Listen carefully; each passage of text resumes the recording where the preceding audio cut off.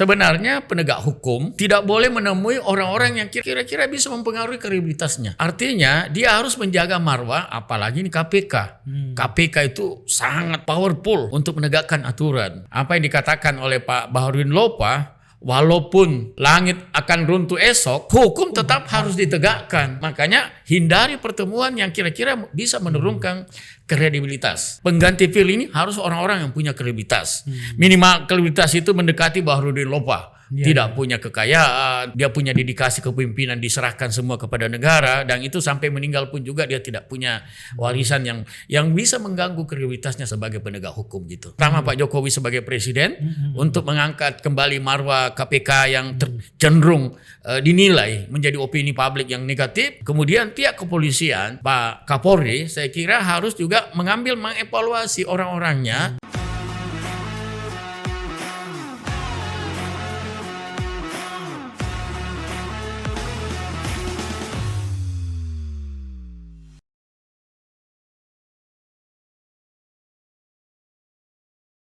Halo sahabat Tuki, bersama lagi dengan catatan jurnalis Sukriyansa. Sahabat Tuki, hari ini kita akan mendiskusikan satu isu yang sangat hangat hari ini, yaitu tentang dugaan pemerasan Ketua KPK, mantan Menteri Pertanian. Untuk membahas ini, catatan jurnalis Sukriyansa mengundang salah seorang pakar komunikasi politik dari Universitas Hasanuddin, Dr. Hasrullah MA. Selamat sore Pak Hasrullah. Sore Pak Supa. Terima kasih Pak Hasrullah kembali bersama dengan CJS. Pak Hasrullah, hari ini publik ramai berbicara tentang adanya dugaan Ketua KPK memeras mantan Menteri Pertanian. Kita akan membahas ini dengan memulai adanya foto mereka berdua yang viral di media massa. Nah, bagaimana Pak Hasrullah menilai foto ini dari segi komunikasi politik? Baik, kalau foto ini kan enak kalau di komunikasi itu ada namanya bahasa gestur, bahasa tubuh, bahasa yang dilakukan tidak hanya lewat bicara, tapi tangan, kaki, kedipan mata, secara duduk, gerak tangan, kemudian bagaimana posisi kaki, itu mengandung makna, dan kadang-kadang pembicaraan itu diikuti dengan bahasa tubuh. Seperti yang saya katakan nih, tangan bergerak, ya kaki diangkat seperti Pak. Ini ada semua. Dia menghadap kemana, bagaimana posisi mata, senter matanya bagaimana, ini mempunyai makna tertentu gitu. Ya, walaupun foto ini pertemuan biasa, tapi orang bisa memberi makna, apalagi tanda kutip ya. Foto ini muncul pada situasi panas kedua tokoh ini gitu. Jadi wajar kalau foto ini banyak yang memberi respon. Tapi namanya bahasa gestur, bahasa tubuh, bahasa nonverbal itu menarik untuk diungkapkan. Ada kata yang tersembunyi di situ. Dan di belakang kepala kita ini berusaha mengulas. Ini posisi duduknya seperti ini, kaki di atas ini tidak terbiasa gitu. Berarti ini bisa karena kedekatan atau posisi menunjukkan saya lebih kuasa dari itu. Kemudian kedipan mata, coba lihat tatapan mata. Tatapan mata juga begitu, punya makna. Punya makna yang secara langsung mengatakan, saya lebih berkuasa dari Anda gitu. Kira-kira seperti itu. Sementara posisi Pak Sahrul, lihat posisi tangan. Ya di belakang. Ya mau di apa? Ini posisi-posisi yang menentukan. Jadi meaning itu tidak pada sumber informasi atau komunikator, tapi makna yang sebenarnya itu diinterpretasikan siapa yang menerima informasi seperti ini.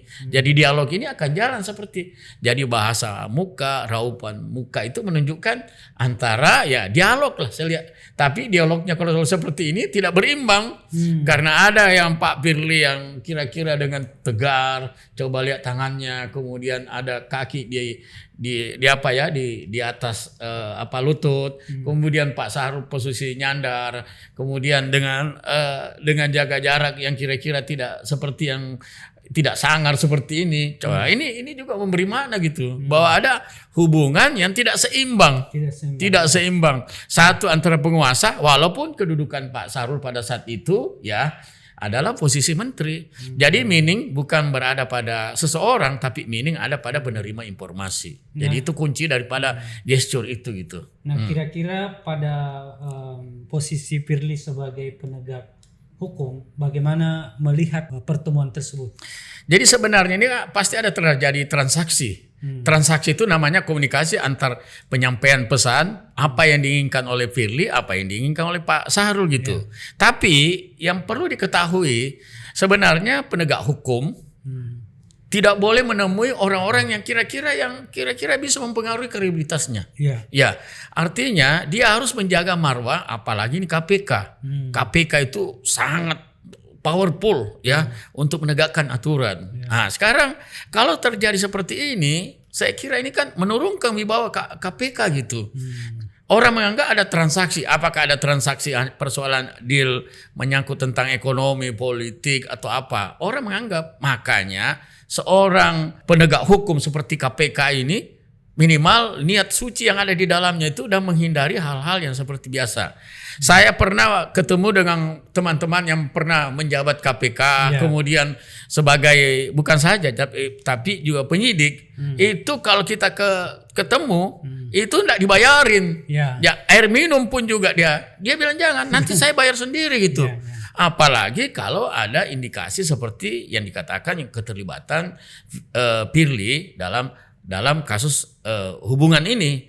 Saya tidak mengatakan, tapi kalau kita lihat slide yang bisa kita tampilkan di sini, ada beberapa etapa yang dilakukan seorang penegak hukum yang sebenarnya tidak wajar untuk dilakukan ya. Umpamanya menemui seseorang yang bermasalah, itu juga tidak boleh, karena apa yang dikatakan oleh Pak Baharudin Lopa, walaupun ya langit akan runtuh esok, hukum tetap harus ditegakkan. Nah ini janganlah menimbulkan opini-opini miring, makanya hindari pertemuan yang kira-kira bisa menurunkan kredibilitas. Ya, kalau tidak salah ada 7 kasus yang pernah menimpa Pak Firly. Ya, semoga ini juga menjadi sebuah evaluasi kepada Bapak Presiden, ya, kepada penegak hukum, termasuk di instansi di mana beliau Pak Firly berasal dari pihak kepolisian, mestinya harus yang cukup berbahaya sekarang ini bukan karena ada namanya di komunikasi karakter assassination, pembunuhan karakter. Karakter seseorang itu terhukum karena sikap perilakunya yang tidak perlu dilakukan gitu. Jadi ya inilah yang harus dilakukan, dan apa yang dikatakan Baharudin Lopa, keimanan. Pak Barlow itu bicara tentang keagamaan, keimanan, kejujuran, kredibilitas, kemudian nama baik itu selalu harus dijunjung tinggi gitu. Jadi saya berharap kasus daripada Firly ini, saya kira Pak Presiden bisa melihat supaya bagaimana marwah KPK kembali seperti semula di awal reformasi gitu. Saya kira begitu Pak. Ya. Jadi foto ini semakin menambah daftar katakanlah jejak buruk seorang ketua KPK. Apakah bisa pertemuan ini menguatkan dugaan orang bahwa Firly ini memang terindikasi kuat melakukan pemerasan terhadap mantan Menteri Pertanian? Jadi dalam konstruksi sosial ya, Burger dan Lukman itu kan komunikasi ini kan dikonstruksi. Ada konstruksi A, konstruksi B, konstruksi C. Orang tiba pada kesimpulan konstruksi yang ketujuh. Kenapa selalu sikap perilaku seseorang yang sebenarnya di belakang kepala kita ini, konstruksi masyarakat kita, rakyat kita sudah memberi konstruksi. Firly sudah hampir ke-7 kalinya menghadapi kasus yang kira-kira yang bisa mencoreng nama baik KPK gitu kan. Betul. Yang sebenarnya dia sebagai pedang keadilan tidak boleh memihak. Kemudian yang lebih penting lagi, saya kira pihak kepolisian juga harus bisa melihat bahwa kasus ini karena sudah menjadi opini publik, jangan kasih yang polisi yang sudah bekerja, lembaga yang sangat kita hormati, kita banggakan, hanya dirusak hanya persoalan seseorang itu.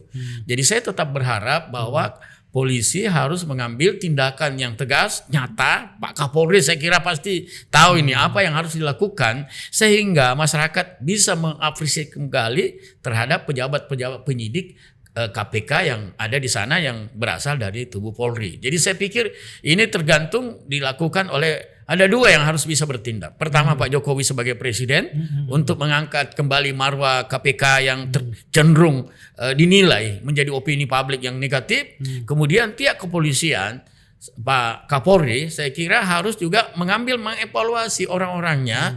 Dan saya kira jangan kita lawan opini publik. Dan sekarang dengan media sosial ini bisa dibayangkan bahwa foto pertemuan Firly dengan Pak YSL ini foto lama. Tapi ini kan ada kaitannya semua orang saja. Akhirnya saya takut kalau hukuman ini lebih, ya namanya hukuman sosial ini kan jauh lebih berat.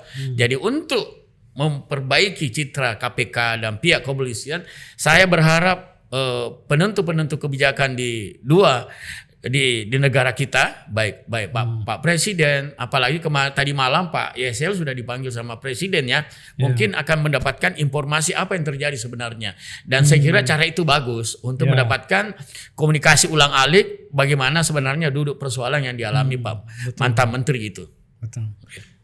Pak Sula, kira-kira apa harapan Pak Sula kepada Pak Firly ini supaya Pak Firly dengan sadar mau mengembalikan marwah KPK ini sebagai lambang supremasi penegakan hukum terutama dalam hal korupsi. Secara individu menurut Pak Sula apa yang harus dilakukan Firly untuk menyelamatkan marwah KPK ini? Saya kira yang pertama yang harus dilakukan pihak dari Kapolri yang harus memberi penilaiannya, tidak boleh kita. Artinya hanya memberi masukan, ya. Kemudian yang kedua, Pak Kapolri harus tahu akibat ulah sebenarnya polisi nggak ada masalah, hanya 1-2 orang menyebabkan dia mewakili di sana pihak instansi kita. Jadi saya menganggap tidak ada jalan lain untuk membersihkan, melakukan penarikan terhadap Firly gitu. Kalau jangan dibilang jangan mengundurkan diri, tapi pihak kepolisian dengan melihat keluhan masyarakat seperti ini, lihat pemberitaan yang seperti ini, tidak ada jalan lain. Kemudian saya kira Panglima TNI yang paling tinggi adalah Pak Jokowi juga memikirkan, tolong selamatkan KPK dari orang-orang yang kira-kira yang bisa kembali. Makanya pengganti Firly ini harus orang-orang yang punya kredibilitas. Minimal kredibilitas itu mendekati Bahrudin Lopa. Tidak punya kekayaan, tetap dia punya dedikasi kepemimpinan, diserahkan semua kepada negara, dan itu sampai meninggal pun juga dia tidak punya warisan yang bisa mengganggu kredibilitasnya sebagai penegak hukum gitu. Tapi menurut Pak Sula KPK masih dibutuhkan hingga hari ini ya, menurut Pak Sula? Saya masih sangat, KPK tidak ada masalah. Tidak ada masalah. Institusi KPK nggak ada masalah. Bahkan saya selama ketua KKN hampir 4 tahun saya bawa mahasiswa ke sana. Karena begini, pendidikan korupsi itu di kalangan mahasiswa perlu diketahui. Dan saya punya reputasi tentang itu. Jadi saya sempat mengenal para pimpinan KPK di masa KKN Unhas ber-KKN di KPK gitu. Dan lebih penting lagi, kalau pemerintah memberi statement dan memberi keputusan yang sangat menyejukkan, tidak tertutup kemungkinan apakah Pak Presiden maupun Pak Kapolri akan mendapat citra yang bagus di masyarakat kita gitu, bahwa masih ada orang yang mau menyelamatkan kerja kerja bagus untuk pemberantasan korupsi di Indonesia dengan mengganti orang yang kira-kira yang paling tepat, sekali lagi yang paling tepat untuk menjadi ketua KPK gitu. Oke, saya kira kita tiba pada sebuah penegasan Pak Sula. Kira-kira dalam kasus Pak Firly ini apa yang Pak Sula ingin tekankan atau ingin sampaikan baik kepada publik maupun kepada petinggi negeri ini, terutama Presiden dan Kapolri? Kalau menurut ranking korupsi yang ada di ASEAN, kita berada cukup di nomor 5 kalau nomor 6 kalau tidak salah. Ini artinya perlu ada political will dari pimpinan. Dua yang saya minta ini, pihak istana maupun pihak dari kepolisian, bahwa tolong marwah yang pernah dicapai oleh KPK untuk pemberantasan korupsi betul-betul menempatkan orang pada tempatnya yang memang yang punya keimanan, punya ketakwaan, kira-kira bukan berarti separuh dari malaikat, tapi orang yang punya integritas yang tinggi maupun komitmen yang tinggi untuk menegakkan bahwa korupsi harus hilang di bumi Indonesia gitu. Dan saya pikir KPK tetap harus dijalankan dan diselamatkan demi kebaikan, kemakmuran maupun Indonesia bebas dari korupsi. Baik Pak Sula dan sahabat Uki, saya kira kita telah mengikuti diskusi singkat tentang KPK dan sebagai penegasan bahwa KPK masih sangat dibutuhkan di Indonesia untuk memberantas korupsi. Sekian dan sampai jumpa pada pertemuan berikutnya dengan tokoh yang lain. Wassalamualaikum warahmatullahi wabarakatuh. Waalaikumsalam. Terima kasih Pak Stu. Ya.